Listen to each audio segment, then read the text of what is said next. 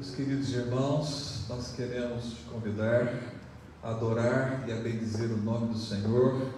Você que nos acompanha pela internet, vamos juntos adorar o Senhor, apresentar o nosso louvor, a nossa adoração ao nosso querido Deus, ao Senhor que tem nos sustentado e tem nos abençoado. Nós vamos começar cantando um cântico que tem como título Vaso Novo. E se você conhece a sua família aí, então vocês podem cantar e assim vamos adorar, louvar e bendizer o nome do nosso Deus.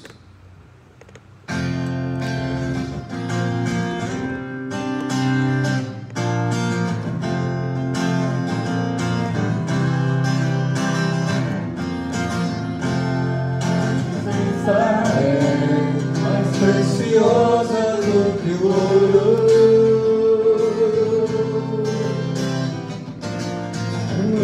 a tua presença é socorro presente na angústia.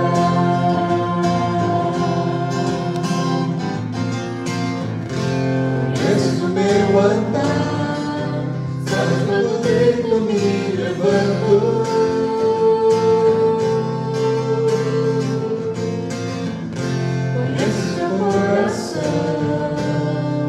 Sabes os meus intentos.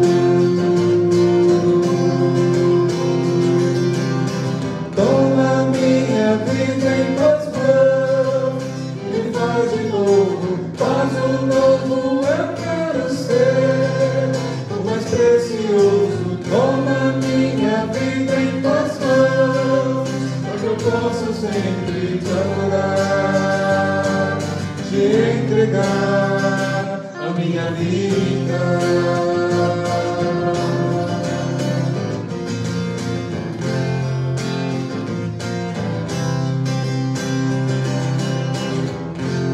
Tua presença é preciosa do que o ouro.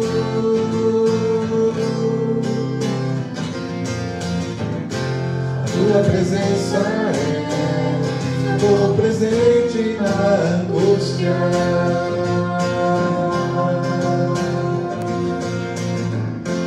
Conheces o meu andar, sabes quando deito me levanto.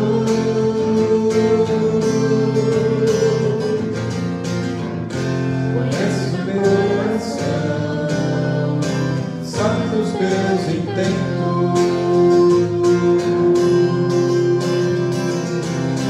Toma minha vida em tuas mãos e faz um novo, faz um novo eu quero ser, o mais precioso. Toma minha vida em tuas mãos, para que eu possa sempre te adorar, te entregar minha vida em tuas mãos e me faz de novo, faz um novo eu quero ser, o mais precioso. Toma minha vida em tuas mãos, para que eu possa sempre te adorar, te entregar a minha vida, a minha vida, a minha vida.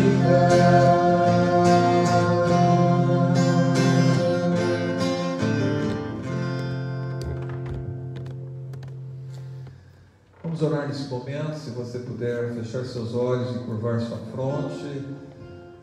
Todos aí que estão nos acompanhando no seu lar, na sala da sua casa, no seu quarto, onde quer que você esteja, vamos adorar a Deus, vamos orar nesse momento, buscando assim a presença do nosso Deus e Pai. Querido Senhor, nós te adoramos, te bendizemos.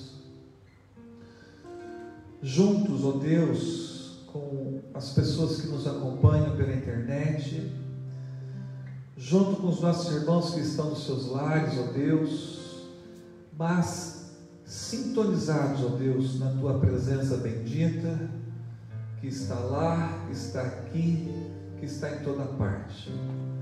Recebe, Senhor, o nosso louvor, a nossa adoração, e que mesmo distantes uns dos outros, ó Deus, mas que possamos sentir, ó Pai, a Tua presença no nosso meio, e que no Senhor possamos também nos sentir unidos uns aos outros, ó Pai, porque somos parte do Teu corpo, somos a igreja de Cristo, ó Senhor.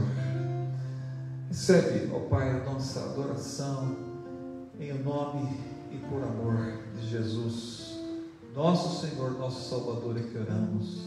Amém e amém. Nós vamos cantar também um outro cântico, dizendo: vem, derrama paz. Cante conosco, se você conhecer esse cântico, né?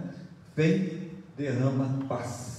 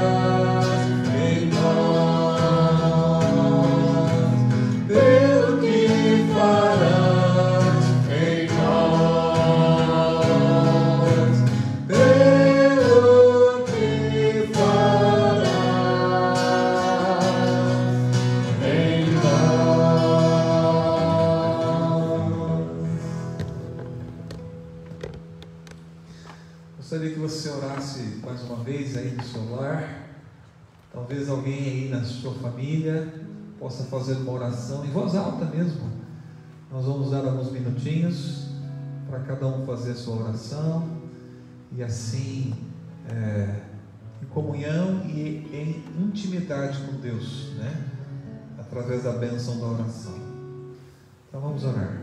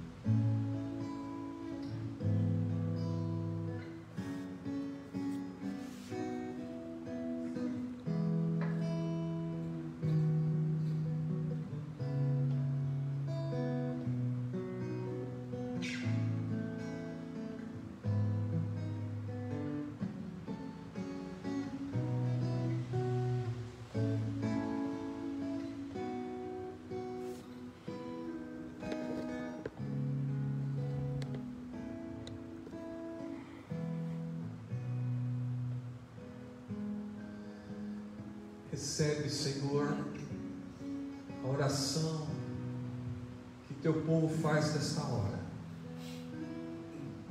e que a nossa oração chegue a teu trono de graça, e é através de Cristo que nós oramos. Amém e amém, Senhor. Amém. Eu quero convidar você na sua casa a abrir suas Bíblias para meditarmos, estudarmos uma pequena porção da Palavra de Deus, que se encontra no livro de Mateus, capítulo de número 11, dos versículos de número 2 até o versículo de número 6. Evangelho segundo Mateus, capítulo 11, do versículo de número 2 até o versículo de número 6.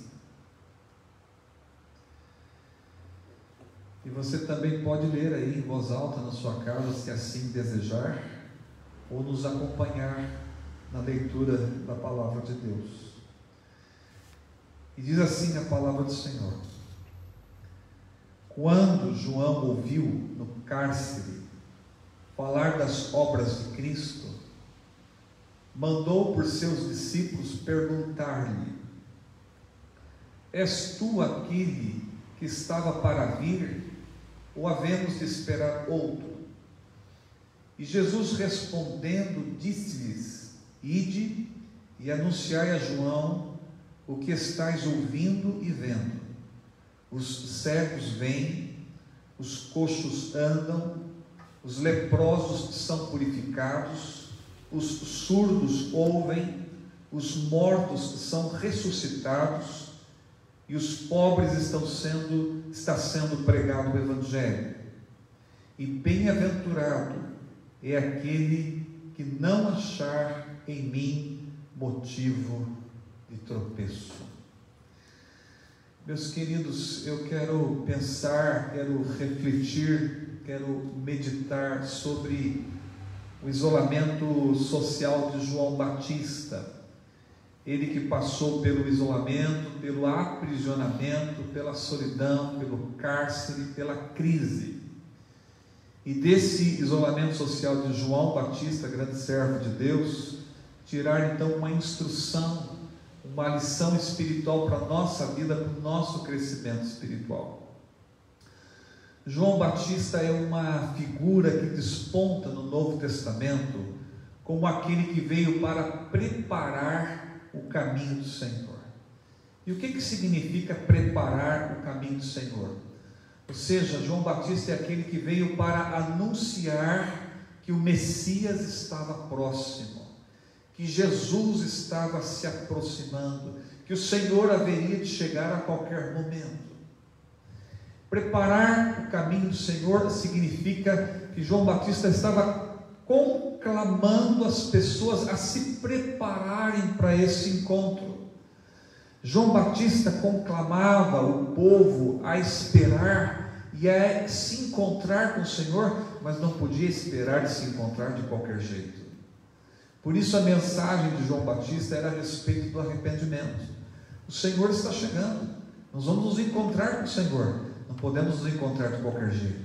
É preciso mudar de vida, é preciso nos arrepender, é preciso nos voltar de coração ao Senhor, porque o Senhor está chegando.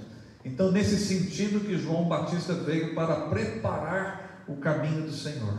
E foi um grande profeta, aquele que anuncia a palavra do Senhor, que anuncia o próprio Senhor. E ele, João Batista, foi o último dos profetas, como diz aqui a palavra de Deus, no capítulo 11 de Mateus, versículo de número 13, quando diz que todos os profetas e a lei profetizaram até João. Então ele é o último dos profetas e o maior dos profetas, como disse Jesus aqui no versículo de número 11: entre os nascidos de mulher não apareceu ninguém maior do que João Batista. E por quê? Porque ele não só profetizou a respeito da chegada de Jesus, da chegada do Messias, como ele próprio se encontrou com o Senhor encarnado, com o Cristo, com o próprio Messias. Os demais profetas anunciaram a vinda do Senhor, mas não tiveram o privilégio de se encontrar com o Senhor. Mas João Batista foi o maior dos profetas, não só profetizou a respeito de Jesus, como se encontrou com ele, né? Por isso, uma figura muito importante e de destaque no Novo Testamento. Mas deixa eu também dar um pouco mais da biografia de João Batista. João Batista é um servo de Deus, fruto de um milagre do Senhor. Porque no primeiro capítulo do Evangelho de Lucas, Lucas nos diz que os seus pais, tanto Zacarias quanto Isabel, eram pais piedosos, eram religiosos, eram pessoas tementes a Deus, mas diz o Evangelho de Lucas que Isabel era estéril, ela não podia gerar, ela não podia gestar, e aí, além do mais, ainda diz que tanto Isabel quanto Zacarias eram avançados em dias. Mas aí vem o Senhor com a sua graça, com o seu poder, com a sua misericórdia, e permite então o nascimento de João Batista. Ele é fruto de um milagre de Deus. Aliás, Deus constrói a história do seu povo através do sobrenatural, através do milagre. Quando Deus chama Abraão e diz a ele que faria dele uma grande nação, a Escritura diz que Sara, sua esposa, era estéril, ela não podia gerar, ela não podia gestar, mas Deus, no seu poder imenso, com o seu poder sobrenatural, com o seu milagre, vem e faz com que Sara tenha um filho. Então nasce o filho da promessa, Isaac. Isaac se casa com Rebeca, e novamente o texto sagrado diz que Rebeca não podia ter filhos, porque era estéril, não podia gerar nem gestar. Então o Senhor mais uma vez opera um grande milagre na vida daquela mulher, na vida de Isaac, e eles então têm um filho. Depois vem Jacó, e Jacó casa-se com Raquel, e diz a Escritura sagrada que Raquel também era estéril, não podia ter filhos. Então Deus vem com o seu poder, com o sobrenatural, com o milagre, e faz com que Raquel tenha então filhos. Quando a Bíblia diz: eu sou o Deus de Abraão, Deus de Isaac, o Deus de Jacó, Ele está dizendo que é um Deus sobrenatural, um Deus poderoso, um Deus dos impossíveis. E quando a gente volta aqui para o Novo Testamento, a respeito da vida de João Batista, a gente percebe que João Batista também é fruto de um milagre de Deus. Por isso o seu nome, interessante o significado do seu nome, João, significa Deus é gracioso, ou graça de Deus, e o nome foi dado conforme determinação divina. Tudo isso está registrado no primeiro capítulo do Evangelho de Lucas. Então João Batista, essa figura importante, de destaque, o último dos profetas, o maior dos profetas, cujo nome significa Deus é gracioso, ou graça de Deus. E realmente João Batista é o profeta que vem preparar o caminho do Senhor, apontar para Cristo, que é a graça encarnada. João Batista vem preparando a chegada de Cristo. João Batista tem consciência dessa missão. Certa vez perguntaram a ele quem ele era, e ele conscientemente disse: eu sou a voz do que clama no deserto, fazendo uma citação do profeta Isaías no seu capítulo 40. Ele diz: eu sou a voz do que clama no deserto, preparai o caminho do Senhor, como diz o profeta. E vale lembrar também que o profeta Malaquias, que viveu mais de 400 anos antes de Cristo, já anunciava a vinda do Senhor e a vinda do seu precursor, ou seja, de João Batista, que viria antes, preparando o caminho do Senhor. Agora, João Batista aqui nesse texto passa por um momento muito difícil, talvez como você esteja passando, como muitas pessoas estão passando, como nós estamos passando. E ele foi preso por denunciar a vida extraconjugal de Herodes. e a gente percebe o senso de justiça, o senso de moralidade desse grande profeta.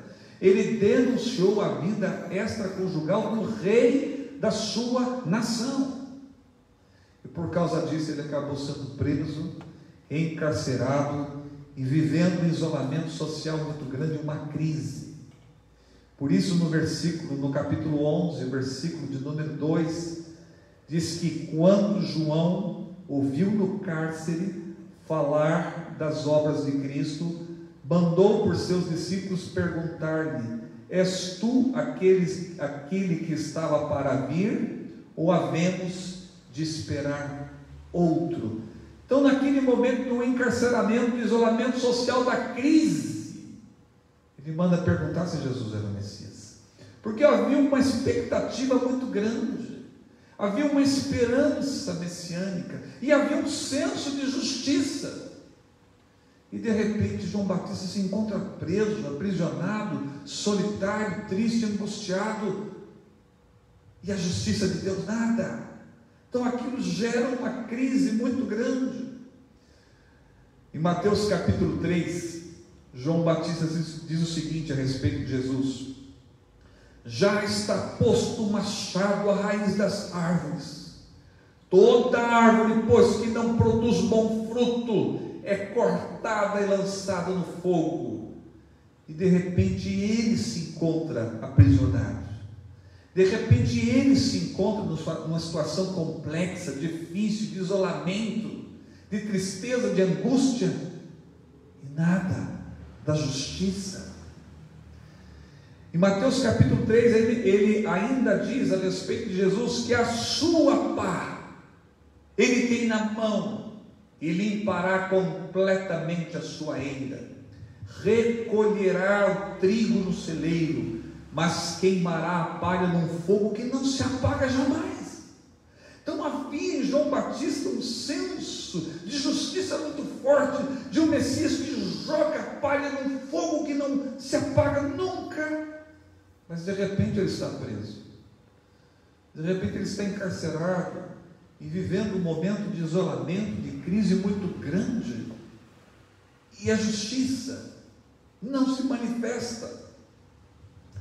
Em Lucas capítulo 3, um senso de justiça também, ele dizendo: na verdade eu batizo com água, mas vem o que é mais poderoso do que eu, do qual não sou digno de desatar-lhes as correias das sandálias. Ele vos batizará com o Espírito Santo, mas com fogo. E de repente João Batista continua preso, continua encarcerado, continua isolado, continua deprimido, continua numa crise muito grande. Mas ele tinha um senso de justiça enorme, e de repente ele continuou na mesma, não se manifestou a justiça. Ainda no capítulo 3 de Mateus, diz que os fariseus e os saduceus vieram a ele para ser batizados.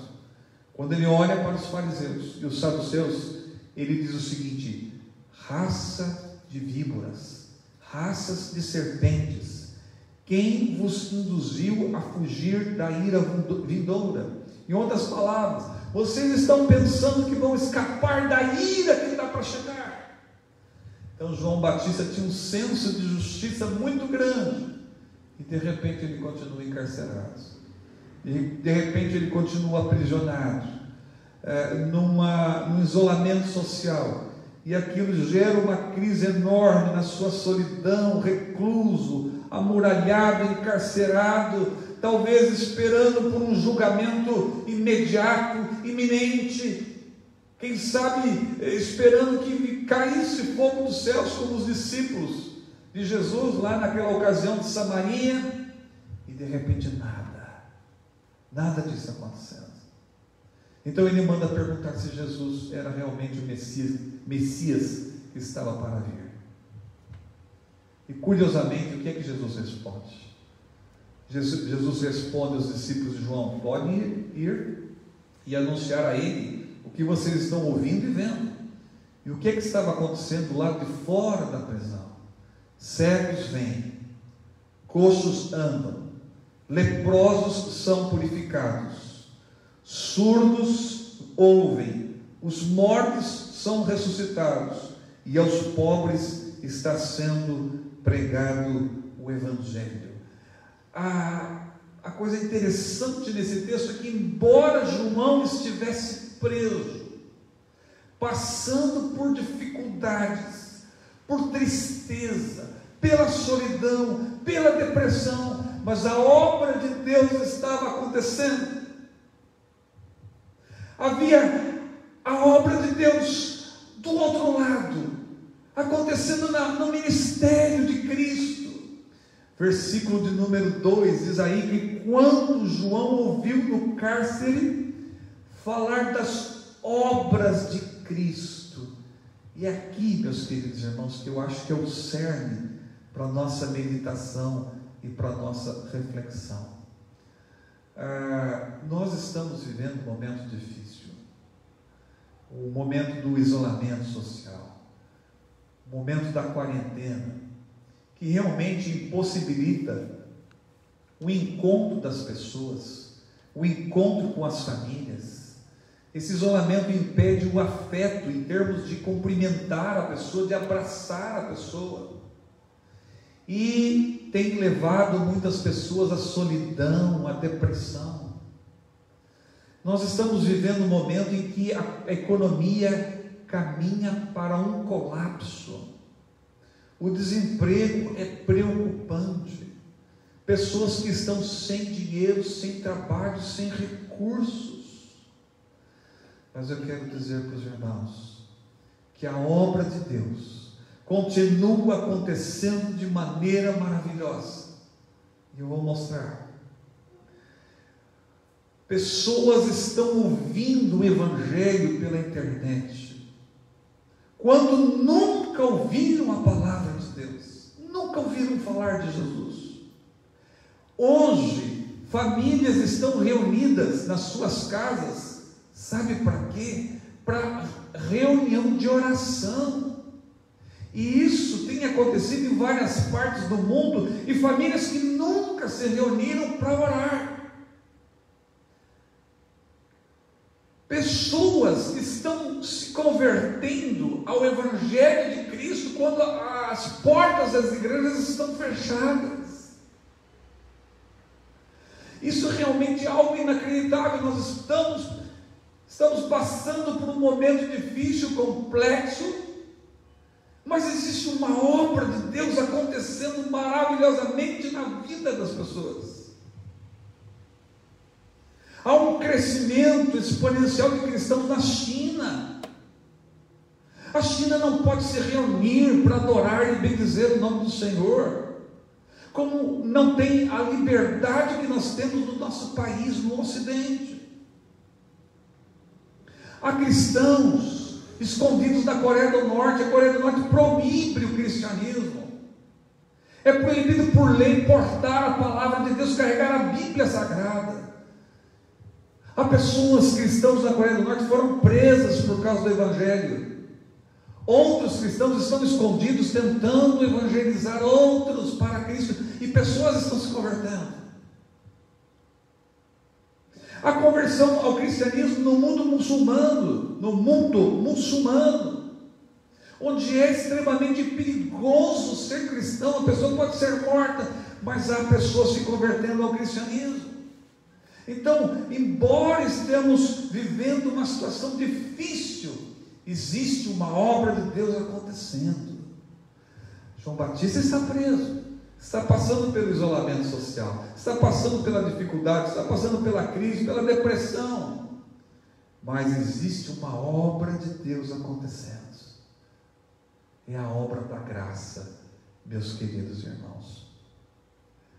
Essa semana eu assisti o depoimento de um muçulmano, de um religioso muçulmano, tal como o pastor de uma igreja evangélica ou um padre de uma paróquia católica. Este homem era um religioso no mundo árabe, era um religioso líder de uma mesquita. E eu fiquei impressionado ao saber, o vídeo é legendado, quando ele conta o testemunho de que ele se converteu ao cristianismo apenas com o estudo do Alcorão, que é o livro sagrado dos muçulmanos. E ele diz: nenhum cristão me evangelizou, nenhum religioso me evangelizou. Eu cheguei a Cristo como Filho de Deus, Deus de Deus, através da leitura do Alcorão. Isso é impressionante. Como um líder religioso pode se converter ao cristianismo com a leitura do Alcorão. E ele próprio, nesse vídeo, nesse testemunho, diz que ele não sabe como ele está vivo nesses anos, porque ele continua pregando sobre Jesus no mundo islamizado, no mundo muçulmano. Existe uma obra de Deus acontecendo. Existe um trabalhar de Deus que às vezes nós não compreendemos, mas as maravilhas da graça de Deus estão acontecendo. É verdade, vivemos um momento difícil. Pessoas estão passando por dificuldades, mas a obra de Deus está acontecendo, porque a coisa mais importante não é o dinheiro, não é o trabalho, não é a saúde. São coisas importantes, mas não é o mais importante. O mais importante é a fé em Cristo Jesus, porque Ele é a graça de Deus encarnada. O mais importante é a salvação que vem através do Cristo que Deus mandou para nós, para morrer numa cruz para nossa salvação. Quando João Batista olhou para Jesus pela primeira vez, que ele disse: eis o Cordeiro de Deus que tira o pecado do mundo. Isso é o que é de mais importante. É a obra redentora de Cristo, por ir até a cruz e morrer e carregar os seus pecados, os meus pecados, a fim de que seu sangue nos purifique de toda maldade, de todo erro, de todo pecado, e abrindo a nós o caminho da graça, o caminho do reino de Deus. É claro que a nossa oração é continuar orando pelo nosso povo, continuar orando pela nossa gente, pelo nosso país, é ser solidários uns com os outros nesse momento tão difícil que nós estamos atravessando. Mas a nossa oração também é por avivamento. Orar pelo avivamento da igreja, que embora esteja com as portas fechadas, mas que os cristãos estejam com os corações abertos. Orar pela nossa sociedade, um avivamento na nossa sociedade, e que a nossa sociedade possa sentir o agir e o trabalhar de Deus, da graça de Deus. Orar pelo nosso país, pelo nosso Brasil, pelo avivamento da nossa terra, e orar pelo avivamento em outras partes do mundo, porque embora vivamos um momento difícil, complexo, Deus continua com a sua obra maravilhosa, trabalhando na vida de muita gente. E isso está acontecendo, inclusive, nesse momento, enquanto nós meditamos na palavra do Senhor. Então era isso que eu gostaria que você refletisse, que embora passando por tudo isso, existe um aspecto maior da vida, que é o trabalhar de Deus, que é a graça de Deus, que é Cristo Jesus. Pense nisso, abra o seu coração ao Senhor, creia nele, entregue-se totalmente a Ele, e lembre-se que um dia nós haveremos de encontrar com Jesus. Um dia o Senhor voltará para buscar a sua igreja, e nós não podemos esperar de qualquer jeito. É preciso nos arrepender, é preciso entregar a sua vida a Ele antes que Ele chegue. Que o Senhor nos ajude e que Deus os abençoe.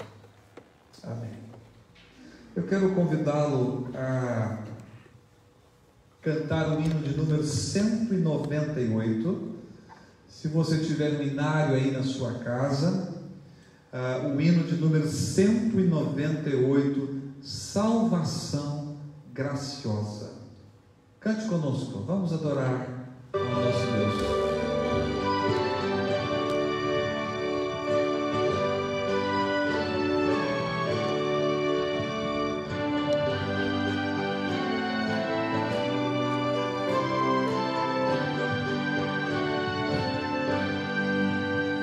Eis mensagem do Senhor, aleluia, palavras do bom Deus de amor. Cristo salva o pecador, aleluia, salva até por meio de um olhar.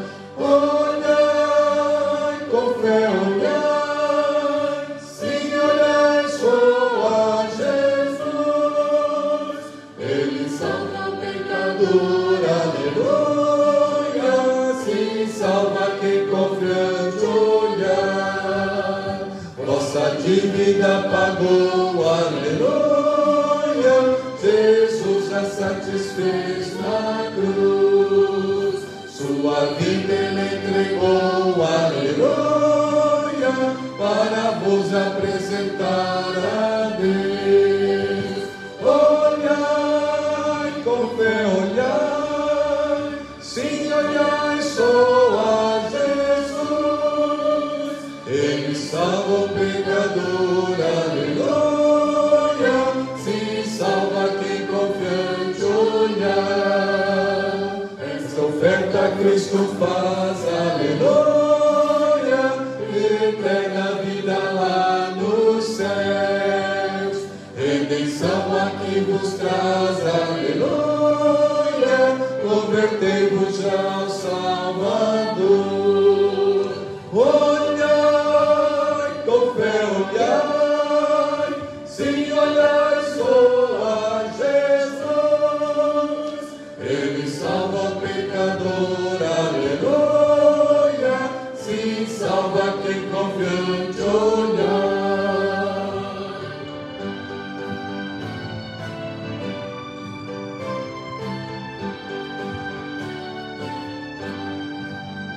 Aceitai a salvação, aleluia, segui os passos do Senhor.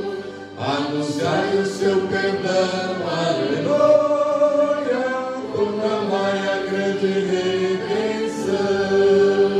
Olhai, com fé olhai, sim, olhai só a Jesus.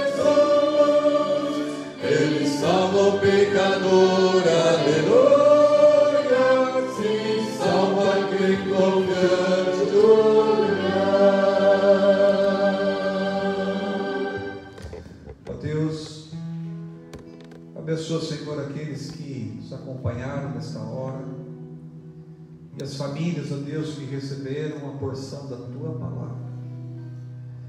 E se alguém, ó Deus, que ainda não entregou a vida a Jesus, que Teu Espírito Santo, ó Deus, possa fazer a obra como o Senhor tem feito no mundo, em todas as partes. Faça também, ó Deus, de acordo com a Tua vontade, no coração daquele que nos ouve. E que o nome do Senhor, a graça encarnada, seja glorificado, seja honrado. Recebe, ó Pai, a nossa oração em Cristo Jesus, Senhor nosso. Amém. Amém.